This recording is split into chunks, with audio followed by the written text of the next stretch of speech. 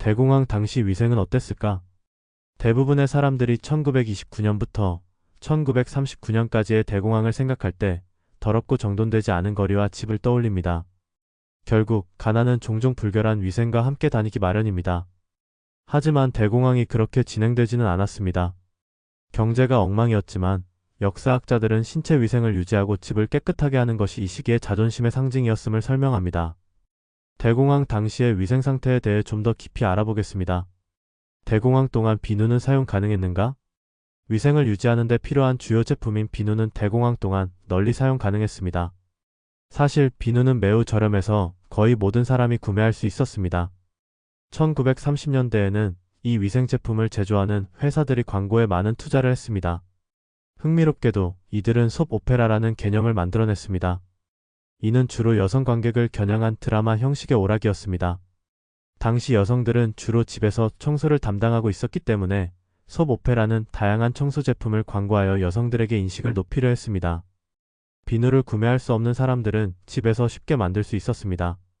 물, 식초, 그리고 라드를 사용해 비누를 만드는 방법은 공공 영역에 있었으며 이 비누는 세탁, 설거지, 목욕 등 다양한 용도로 사용되었습니다. 일부 가족들은 대공황 동안 수제 비누를 판매하는 사업을 시작하기도 했습니다.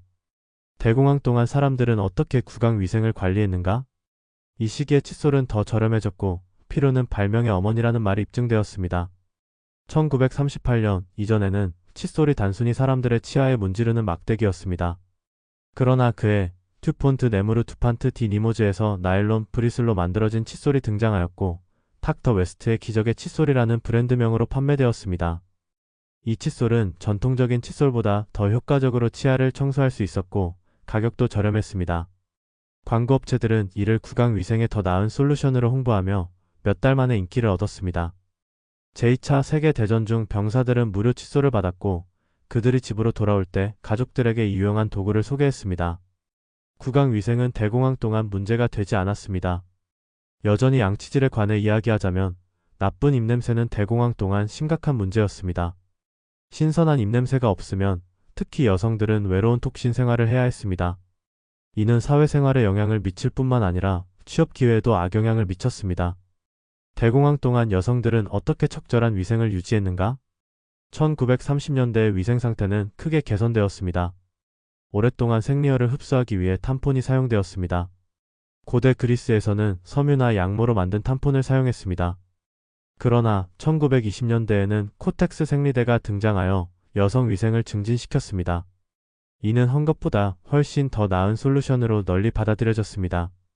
또한 이 현대적인 생리대는 일하고 여행하는 동안 사용하기에 이상적이었습니다. 현대 생리대는 처음에는 면으로 만들어졌으며 이후 합성 레이온으로 대체되었습니다. 탐폰은 1940년대에 라는 이름으로 소개되었으며 이는 독일어로 없음을 의미합니다. 대공황 당시 사람들이 위생에 대해 얼마나 진지했는지를 보여주는 예로 리솔라이솔이 피임 수단으로 사용되었습니다. 리솔은 정자를 죽이고 무효화할 수 있는 강력한 소독제로 알려졌습니다. 예상대로 이 방법은 리솔을 질세척제로 사용하는 것이 유해한 영향으로 인해 중단되었습니다. 강한 화학물질이 여성 생식기관을 자극했으며 효과적인 피임 방법이 아니었습니다. 1930년대에 리솔을 피임제로 사용한 여성의 거의 절반이 임신하게 되었습니다. 리솔 외에도 베이킹소다는 위생 증진 외에도 다양한 용도로 사용되었습니다. 일부 회사는 이를 치약에 사용하기도 했고 다른 회사는 진통제로 사용했습니다. 당시 베이킹소다는 숙취치료제로도 알려져 있었습니다.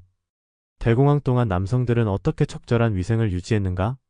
여성을 제외하고 남성들도 개인 위생에 많은 관심을 기울였습니다. 예를 들어 면도기 광고 업체들은 남성들이 수염 없는 얼굴이 더 잘 생긴다고 홍보했습니다. 이는 남성들 사이에서 면도 습관을 형성하게 하였고 취업에도 도움이 되었습니다. 면도를 하지 않은 남성은 면도를 한 남성보다 일자리를 얻기 어려웠습니다.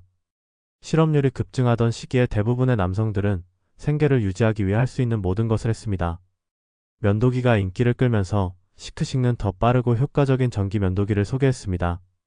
1930년대 사람들이 위생적인 삶을 살기 위해 노력했지만 가난과 실업은 질병의 확산으로 이어졌습니다. 사람들은 대가족으로 함께 살아야 했습니다. 이는 대부분의 가정에서 전반적인 위생 상태에 영향을 미쳤습니다. 상황을 악화시킨 것은 많은 가족들이 의료 서비스를 감당할 수 없었다는 점입니다. 이로 인해 질병을 통제하기 어려웠습니다. 깨끗한 물에 대한 접근성도 큰 문제였습니다. 그럼에도 불구하고 대공황 동안 많은 사람들에게 위생은 여전히 중요한 문제였습니다.